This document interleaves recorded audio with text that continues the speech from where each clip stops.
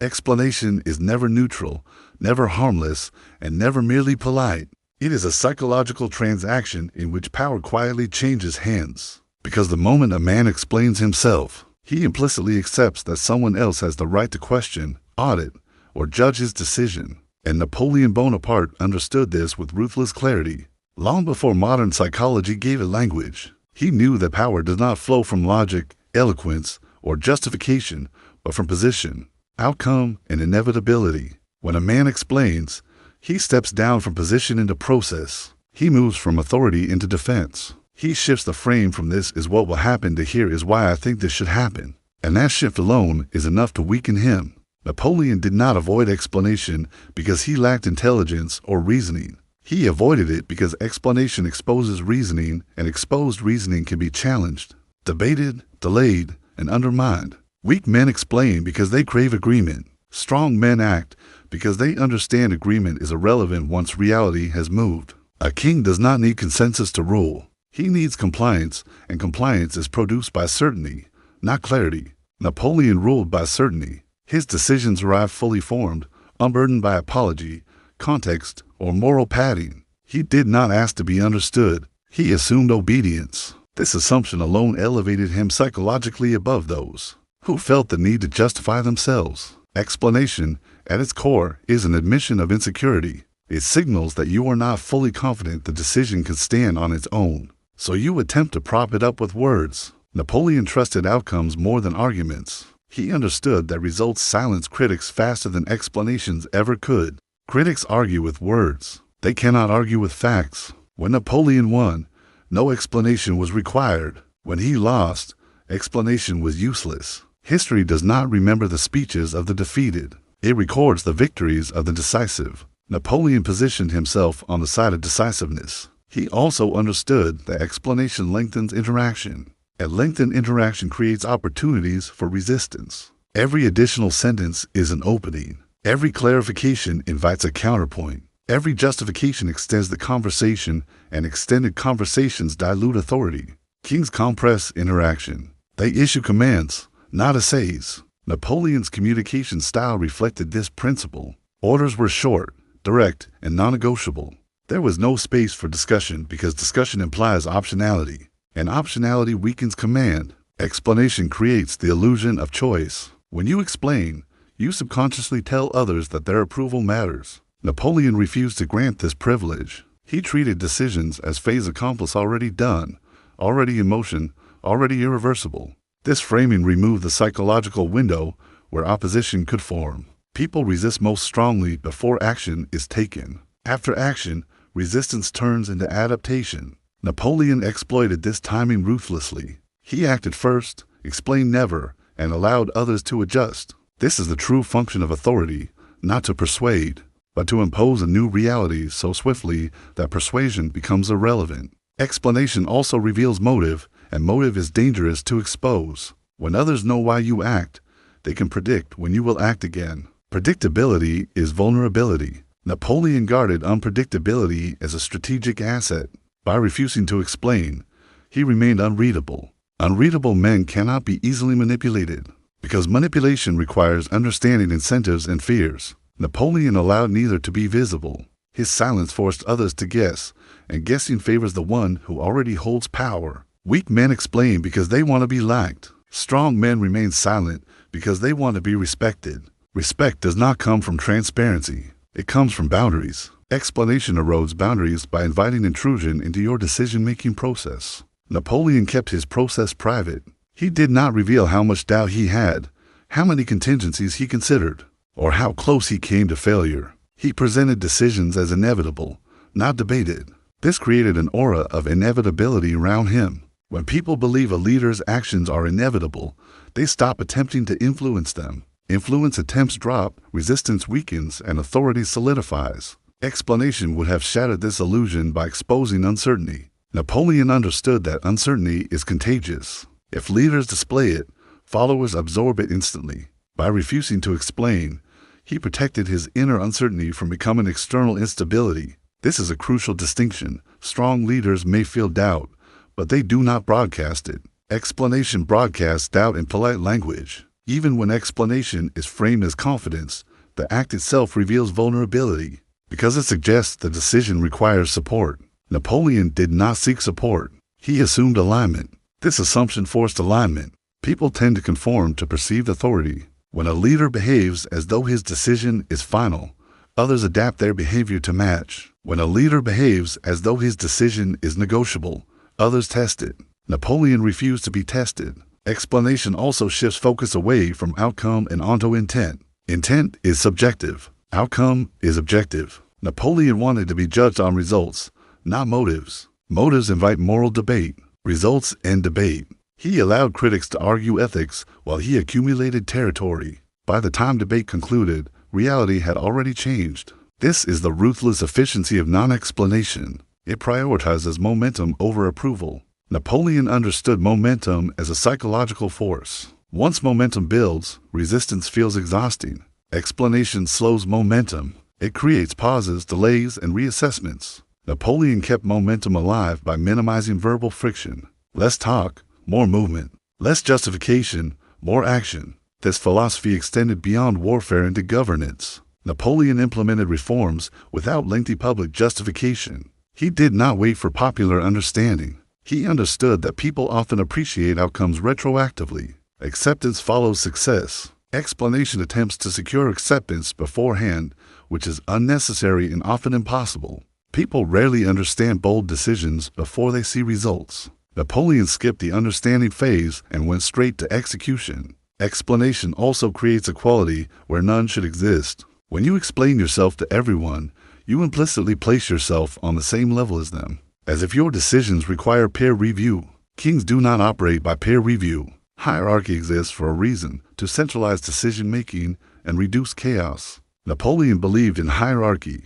He believed in command. Explanation undermines hierarchy by flattening it psychologically. When a leader explains excessively, subordinates feel entitled to evaluate.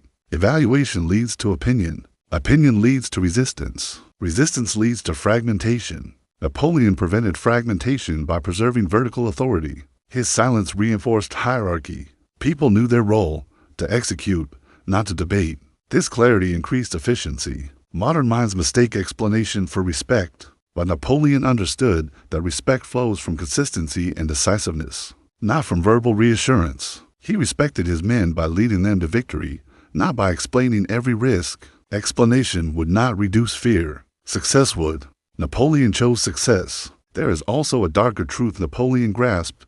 Explanation weakens not only external authority, but internal conviction. When you repeatedly justify yourself, you begin to question yourself. Justification forces reflection at moments that require action. Action requires commitment, not reflection. Napoleon separated these phases strictly. Reflection happened privately. Action happened publicly. Explanation blurred that line. By eliminating explanation, he preserved decisiveness. Decisiveness is magnetic. People follow decisive leaders even when they disagree, because decisiveness provides structure. Explanation provides discussion, and discussion provides chaos. Napoleon chose structure. He allowed himself to be misunderstood rather than weakened. This is the paradox weak men cannot accept. Being misunderstood is often safer than being fully understood. Understanding invites intimacy. Intimacy invites influence. Napoleon did not allow influence from below. He controlled influence from above. Explanation would have reversed that flow.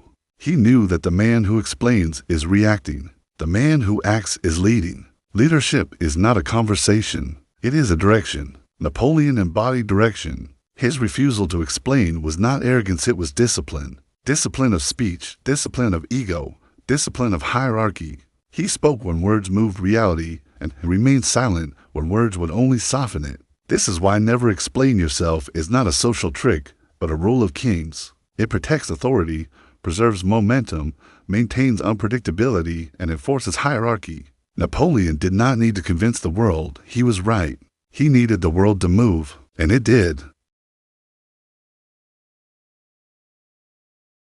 Resistance is not born from cruelty or oppression. It is born from permission, and explanation is the most subtle permission a leader can give. Because the moment you explain a decision, you invite others into the psychological space of judgment, interpretation, and opposition, and Napoleon understood this instinctively. long before social psychology defined it. He knew that people do not resist power when it feels inevitable. They resist power when it feels negotiable. Explanation makes power negotiable. It signals that the decision is open to analysis, that it exists in the realm of opinion rather than reality. And once a decision is framed as opinion, it becomes vulnerable to counter-opinion. Napoleon did not fight resistance head-on. He prevented it from forming by removing the conditions that allowed it to exist. He understood that resistance feeds on dialogue. Dialogue suggests equality. Equality suggests entitlement. Entitlement breeds challenge. By refusing to explain himself, Napoleon cut the chain at its source.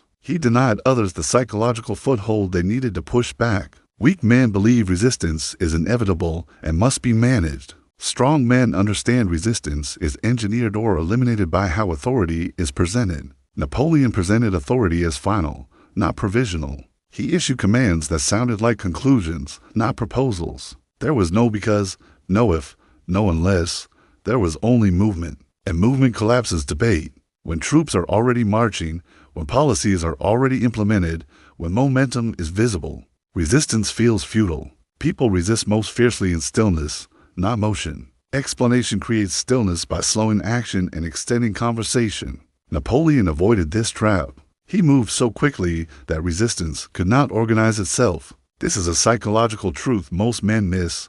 Opposition requires time. Time to discuss, time to rationalize, time to build alliances. Explanation gives time. Silence takes it away. Napoleon weaponized time by compressing it. He understood that once people start talking about why something should or should not happen, the real battle has already shifted from execution to perception. Perception battles are endless. Execution battles are decisive. Napoleon stayed in execution. He knew that every explanation multiplies interpretations. One decision explained to 10 people becomes 10 versions of the same story. Each version mutates, exaggerates, and invites doubt. Doubt spreads faster than certainty. By refusing to explain, Napoleon controlled narrative scarcity. There was one narrative. It is happening. Scarcity of information increases authority. Abundance of information dilutes it. Modern leaders drown themselves in transparency, believing it builds trust. But Napoleon knew trust is not built by disclosure. It is built by consistency of outcome. Explain today, fail tomorrow, and trust collapses. Act today, succeed tomorrow, and trust solidifies retroactively. Resistance does not need injustice to grow. It only needs uncertainty. Explanation creates uncertainty by revealing that decisions are the product of thought rather than necessity. Napoleon framed his actions as necessary, not debatable. He understood that humans obey necessity more readily than logic. Logic can be argued. Necessity cannot. When a leader explains, he exposes logic. When a leader acts, he imposes necessity. Napoleon imposed necessity. He also understood that resistance is often emotional, not rational. Explanation appeals to reason, but resistance is born from ego, fear, and status anxiety. When a leader explains, he unintentionally elevates the ego of the listener by acknowledging their capacity to judge. This ego inflation is dangerous. Once someone feels qualified to judge, they feel qualified to oppose. Napoleon denied this qualification. He did not flatter subordinates with explanations. He assigned roles and expected execution. This preserved psychological order. People knew where they stood. Ambiguity breeds rebellion. Clarity enforces compliance. Explanation often masquerades as clarity, but it actually muddies hierarchy. When everyone understands the reasoning, everyone feels entitled to modify it. Napoleon did not want modifiers. He wanted executors. Resistance also thrives on perceived weakness. Explanation can be interpreted as weakness even when it is well-intentioned. When a leader explains excessively, observers subconsciously ask, "Why does he need to convince us?" That question alone plants the seed of doubt. Napoleon avoided planting that seed. He projected certainty, even when certainty was strategically exaggerated. He understood that perceived certainty discourages resistance more effectively than genuine openness. People resist leaders who appear unsure. They submit to leaders who appear inevitable. Explanation humanizes leaders. Humanity invites empathy, but empathy invites challenge. Napoleon chose distance over relatability.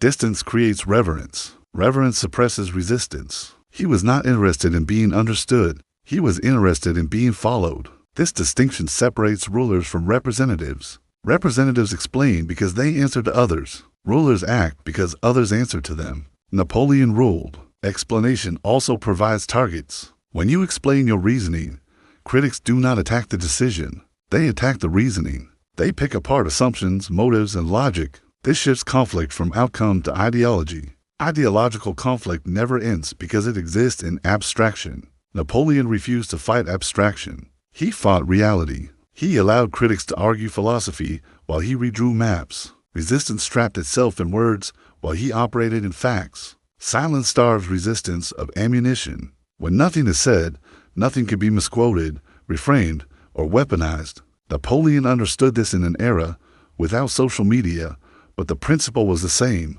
Words travel farther than actions, but actions endure longer. Resistance loves words because words can be distorted. Napoleon gave resistance very few words to distort. He forced them to confront outcomes instead.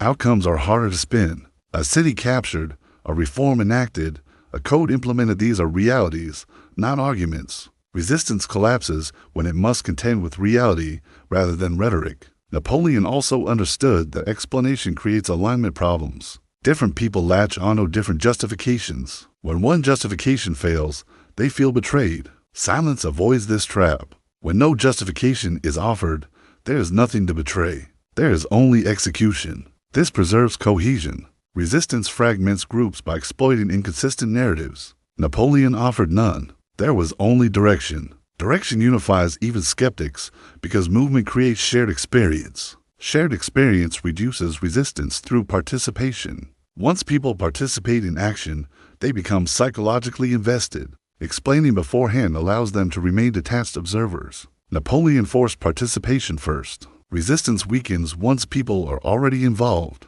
This is a core psychological maneuver. Act first, justify never. Let involvement convert doubters into contributors. Weak leaders seek buy-in before action. Strong leaders create buy-in through action. Napoleon practiced the latter relentlessly. He also understood that resistance often disguises itself as concern. People say they question decisions for safety, morality, or prudence. But beneath this is fear of losing relevance or control. Explanation validates this disguised resistance by treating it as legitimate inquiry. Napoleon did not legitimize it. He treated resistance as noise. Noise fades when ignored. Attention feeds resistance. Explanation is attention. Silence starves. He conserved attention for execution. This is why his leadership appeared harsh, but effective. He prioritized momentum over morale debates. Morale followed victory. He knew morale cannot precede success. It trails it. Explanation attempts to build morale through reassurance. Napoleon built morale through conquest. This is uncomfortable truth, but effective truth. Resistance also depends on comparison. When leaders explain, people compare decisions to alternatives. Comparison invites critique. When leaders act, alternatives become irrelevant. There is only the present path. Napoleon collapsed alternative thinking by committing fully to his chosen course. Commitment intimidates resistance. Hesitation invites it. Explanation often accompanies hesitation. Napoleon avoided both. He understood that even justified explanations weaken the psychological wall between leader and follower. Walls are necessary. They protect authority from erosion. Napoleon maintained these walls through controlled silence. He spoke sparingly and acted loudly. His silence was not emptiness. It was pressure. Pressure compresses opposition. This is why resistance against him often manifested only after prolonged failure, not during ascent. As long as he won, silence ruled. Explanation would have accelerated descent long before defeat. He delayed resistance by denying it oxygen. This is the lesson modern men struggle to accept. Resistance is not something you defeat after it forms. It is something you prevent by refusing to invite it. Explanation is the invitation. Napoleon tore it up.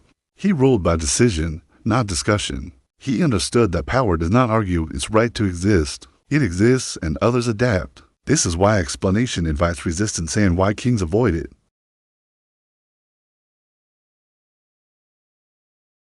Silence is not the absence of communication. It is the most advanced form of it, because silence forces others to speak, to reveal themselves, to project their fears, assumptions, and intentions into the void you deliberately leave. And Napoleon understood this with surgical precision. He knew that men fear uncertainty more than they fear force, and silence is uncertainty weaponized. When a leader remains silent, observers instinctively search for meaning, and in that search they expose their psychology. Some grow anxious, some overthink, some attempt to fill the gap with speculation, but all of them lose composure. Silence destabilizes because it removes reference points. Napoleon used silence to unanchor his enemies mentally before he ever confronted them physically. He understood that dominance begins in the mind, not on the battlefield. A man who speaks too much anchors himself to his words. A man who remains silent anchors others to their imagination. And imagination is always more frightening than reality. Napoleon allowed enemies, rivals, and even allies to imagine his intentions, knowing that most imaginations drift toward worst-case scenarios. This inflated his perceived power beyond his actual resources. Silence magnified him. When Napoleon withheld information, people assumed there was more than they could see. Silence creates mystery, and mystery creates hierarchy. Humans instinctively place mysterious figures higher in status than transparent ones. Transparency feels accessible. Accessibility erodes dominance. Napoleon chose inaccessibility. He revealed only what was necessary, when it was necessary, and often later than expected. This temporal control over information gave him psychological leverage. Those waiting for answers felt dependent. Dependency creates submission. Silence also shifts conversational power. In any interaction, the person who speaks less controls the frame. The speaker reacts. The silent one observes. Napoleon observed relentlessly. He let others talk themselves into mistakes, into revealing doubts, into overcommitting positions. Silence makes others uncomfortable, and discomfort compels disclosure. Napoleon extracted intelligence without interrogation simply by waiting. He understood that men rush to fill silence because silence feels like judgment.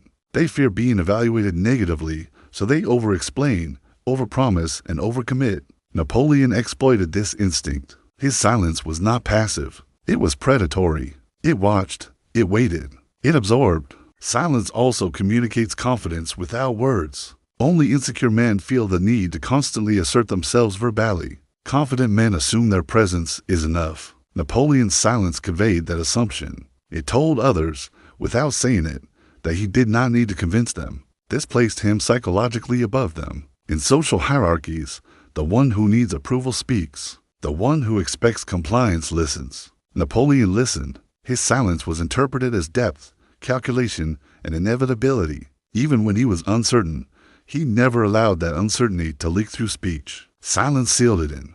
This containment preserved his authority. Leaders lose dominance not when they make mistakes, but when they advertise uncertainty. Silence conceals uncertainty. It allows leaders to process doubt privately while projecting stability publicly. Napoleon mastered this separation. He thought deeply, spoke minimally, and acted decisively. Silence also disrupts opposition coordination. Resistance thrives on shared understanding and communication. When a leader remains silent, opponents cannot synchronize their narratives. They argue among themselves about intentions, timing, and meaning. This fragmentation weakens collective resistance. Napoleon understood divide and confuse tactics intuitively. By offering no clear verbal target, he forced opponents to guess. Guessing breeds disagreement. Disagreement delays action. Delay favors the one already moving. Silence, therefore, is a force multiplier for momentum. While others debate what silence means, the silent one advances. Napoleon advanced relentlessly. Silence also shifts emotional burden onto others. When you explain, you carry the burden of persuasion. When you stay silent, others carry the burden of interpretation. Interpretation is exhausting. It drains cognitive resources. Napoleon let his enemies exhaust themselves mentally before confronting him materially. By the time battles occurred, many opponents were already psychologically fatigued. Silence had done its work. This is why silence often feels intimidating. It signals that the silent person does not need emotional reassurance. Emotional self-sufficiency is power. Napoleon radiated it. He did not seek comfort in conversation. He sought advantage in restraint. Silence also creates space for authority to be projected rather than negotiated. Words invite response. Silence denies it. When Napoleon issued brief commands followed by silence, there was no conversational loop. Orders were not starting points for discussion. They were endpoints. This finality reinforced obedience. People comply more readily when instructions feel closed rather than open-ended. Silence closes the door. It communicates this is not up for debate. Napoleon used this effect repeatedly. His pauses carried more weight than other speeches. Silence also amplifies action. When few words are spoken, actions become louder. Napoleon ensured his actions spoke decisively. Victories, reforms, movements, these were his language. Silence framed them as statements rather than arguments. An argument seeks agreement. A statement asserts reality. Napoleon asserted reality. Silence also prevents emotional contagion. Speech carries emotion. Fear spreads through words. Doubt spreads through tone. Silence blocks emotional leakage. Napoleon insulated his command structure from emotional volatility by limiting speech. Orders were delivered calmly, briefly, and without embellishment. This emotional flatness stabilized troops. Panic thrives in verbosity. Calm thrives in brevity. Silence anchors calm. Napoleon's calm under pressure was legendary. It was not accidental. It was cultivated through disciplined restraint. Silence also elevates symbolic power. Leaders become symbols when they are less accessible. Symbols inspire obedience more effectively than explanations. Napoleon transformed himself into a symbol of inevitability and conquest, partly through controlled silence. He did not narrate his legend. He allowed others to do it. Silence lets reputation grow independently. Reputation that grows without self-promotion feels more authentic and more intimidating. Napoleon allowed myths to form around him. Myths require gaps. Silence creates gaps. Words fill gaps. Silence preserves them. He protected his mystique deliberately. Silence also neutralizes provocation. Provocation seeks reaction. Reaction grants relevance. Napoleon denied provocateurs relevance by not responding verbally. He responded with action or not at all. This disoriented rivals who expected debate. Without reaction, provocation collapses. Silence deprives opponents of emotional payoff. Over time, they either escalate recklessly or withdraw. Both outcomes favor the silent strategist. Napoleon used silence to control escalation. He chose when to engage, not when others demanded it. This preserved initiative. Initiative is dominance. Silence safeguards initiative by preventing others from dictating tempo. Those who talk too much surrender tempo. Napoleon kept it. Silence also enforces self-discipline. Speech often serves ego. Silence restrains ego. Napoleon's restraint allowed him to think several moves ahead. He did not waste cognitive energy on verbal sparring. He conserved it for strategy. This internal efficiency translated into external dominance. Silence sharpened his focus. Focus amplifies power. A distracted leader loses dominance regardless of rank. Napoleon stayed focused by speaking only when speech advanced objectives. Silence filtered noise. In noisy environments, silence stands out. It draws attention. Napoleon's silence made people lean in psychologically. They listened harder when he did speak. Scarcity increases value. Silence makes words scarce. Scarce words carry weight. When Napoleon finally spoke, people paid attention. His words landed heavier because they were rare. Modern men value themselves by constant expression. Napoleon increased his value through restraint. Silence also signals self-control. Self-control signals strength. Humans instinctively defer to those who demonstrate control over impulses. Talking is an impulse. Silence is mastery. Napoleon mastered himself before mastering others. This internal hierarchy enabled external command. Silence also reduces vulnerability to manipulation. Manipulation requires access to thoughts, emotions, and intentions. Silence conceals all three. Napoleon revealed nothing unnecessarily. This made him difficult to read and harder to manipulate. Enemies could not predict his reactions. Unpredictability destabilizes opposition. Silence preserves unpredictability. Once a man becomes predictable, he becomes manageable. Napoleon refused to be managed. Silence also trains subordinates. When leaders explain too much, subordinates stop thinking. When leaders stay silent, subordinates adapt, anticipate, and execute. Napoleon demanded initiative from his generals within strict boundaries. His silence forced them to read situations rather than wait for instructions. This created a more agile command structure. Silence can empower when paired with clear authority. Napoleon balanced both. He spoke enough to set direction and stayed silent enough to allow execution. This balance created dominance. Silence without authority is weakness.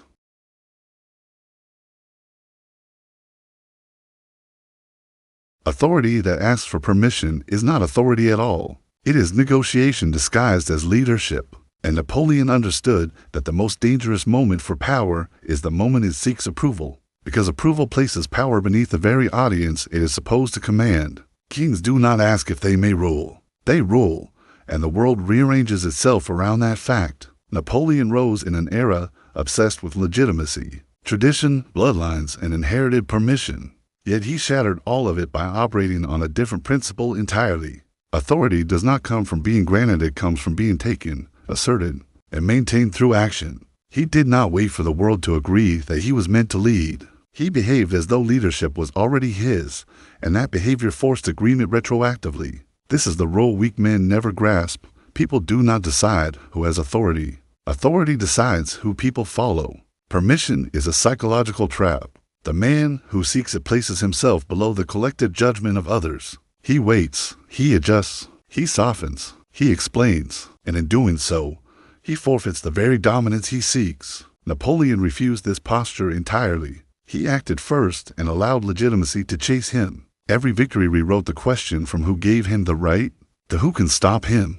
That shift is everything. Authority without permission reframes resistance as irrelevance. Napoleon understood that permission is a social construct designed to preserve existing hierarchies. To ask for permission is to accept the hierarchy as fixed. To act without it is to declare a new hierarchy into existence. Napoleon declared constantly. He declared through movement, through reform, through conquest, through law. He did not justify his authority with moral arguments. He demonstrated it through outcomes. Outcomes silence questions faster than credentials ever could. This is why weak men obsess over being seen as legitimate, while strong men obsess over being effective. Napoleon chose effectiveness. He knew that legitimacy is awarded to the effective after the fact. History crowns winners, not applicants. Authority without permission also requires emotional independence. Men who seek permission are afraid of rejection, criticism, and isolation. Napoleon accepted all three as costs of dominance.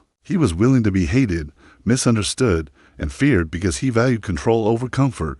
This emotional posture is rare. Most men would rather be liked than obeyed. Napoleon inverted that instinct. He understood that obedience can coexist with dislike, but leadership cannot coexist with indecision. By refusing to seek permission, he trained others to adapt to him rather than the reverse. Adaptation flows upward toward power, not downward toward consensus. Napoleon placed himself at the center of gravity. Everything adjusted to him. This is the king's frame. The world responds to you, not the other way around. Authority without permission also compresses time. Seeking permission slows action because it introduces consultation, delay, and compromise. Napoleon eliminated these bottlenecks. He centralized decision-making and moved rapidly. Speed created shock. Shock created imbalance. Imbalance created opportunity. Opportunity created dominance. Permission-seeking leaders move at the speed of committees. Napoleon moved at the speed of conviction.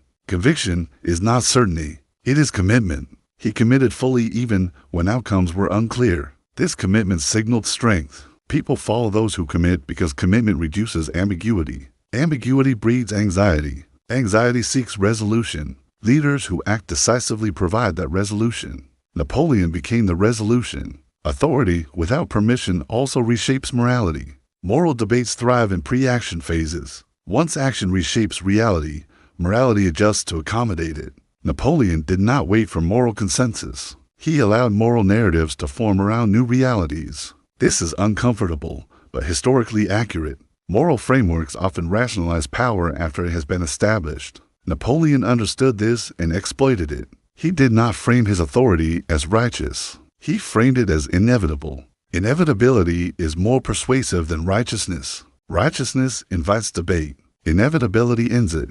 This is why kings throughout history have relied on symbols, rituals, and decisive acts rather than arguments. Napoleon adopted the aesthetics of inevitability: coronations, titles, reforms not to seek approval, but to signal permanence. Permanence discourages challenge. Authority without permission must appear durable. Fragile authority invites testing. Napoleon projected durability relentlessly. Even his mistakes were framed as temporary setbacks rather than existential threats. This framing preserved dominance longer than logic would suggest. Authority without permission also requires control over narrative timing. Napoleon did not respond immediately to criticism. He delayed.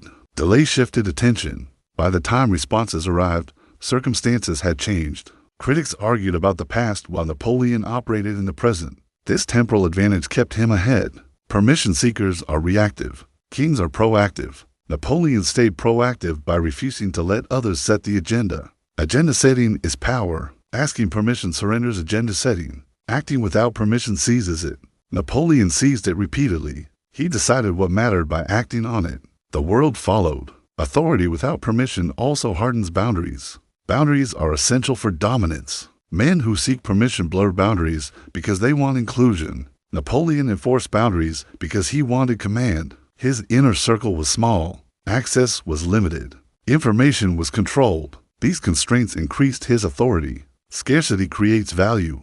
Unlimited access to values leaders. Napoleon protected his value by being unavailable, decisive, and uncompromising. He understood that kings do not explain boundaries. They enforce them. Enforcement teaches faster than explanation. Authority without permission also reframes accountability. Permission seekers diffuse responsibility to protect themselves. Napoleon centralized responsibility to amplify power. When decisions succeeded, credit flowed upward. When they failed, consequences were absorbed. This concentration of responsibility reinforced hierarchy. People trust leaders who accept responsibility even when they disagree with decisions. Napoleon accepted responsibility publicly while maintaining control privately. This balance preserved loyalty. Authority without permission also transforms fear into obedience. Fear alone is unstable, but fear combined with competence becomes respect. Napoleon demonstrated competence repeatedly. His victories validated his authority. Fear without competence breeds rebellion. Competence without authority breeds chaos. Napoleon combined both. He did not apologize for power. Apologies weaken authority by implying regret. Napoleon rarely apologized. He corrected course silently. Correction without apology preserves dominance. This is another role weak men struggle with. They believe humility requires self-flagellation. Napoleon understood humility as internal discipline, not public confession. Authority without permission also requires the courage to be alone. Kings stand apart. Napoleon often isolated himself mentally even when surrounded. He did not crowdsource identity. He did not seek affirmation. He generated direction internally. This internal locus of control is the core of kingly authority. Men who seek permission outsource their identity. Men who rule define it. Napoleon defined himself through action. Titles followed. Authority without permission is not reckless. It is calculated. Napoleon calculated obsessively, but he did not share the calculation. He presented conclusions, not processes. This separation preserved mystique. Mystique reinforces authority. When others cannot see how decisions are made, they attribute genius. Transparency demystifies. Demystification equalizes. Napoleon avoided equalization. Authority requires vertical distance. Napoleon maintained it. Authority, without permission, also reshapes self-perception. When a man stops asking permission, he begins to see himself as an agent rather than a respondent. This shift changes behavior fundamentally. Napoleon behaved as an agent of history, not a participant in it. He moved pieces rather than waiting for moves. This mindset attracts followers because most people want direction more than freedom. Freedom is burdening. Direction is relieving. Napoleon provided direction unapologetically. Authority without permission also exposes weakness quickly. Those uncomfortable with decisive leadership remove themselves. This leaves a more aligned core. Napoleon preferred fewer loyal executors to many hesitant supporters. Quality over quantity. Permission-seeking leaders collect broad but shallow support. Kings consolidate narrow but deep allegiance. Napoleon consolidated. Authority without permission ultimately rests on one truth. The world does not reward those who ask to lead. It follows those who move it. Napoleon moved it relentlessly. He did not beg history for a place. He took space until history had no choice but to acknowledge him. This is the rule of kings. Power does not wait to be invited. It arrives, takes position, and dares others to respond. Napoleon dared the world ban for a time. The world obeyed.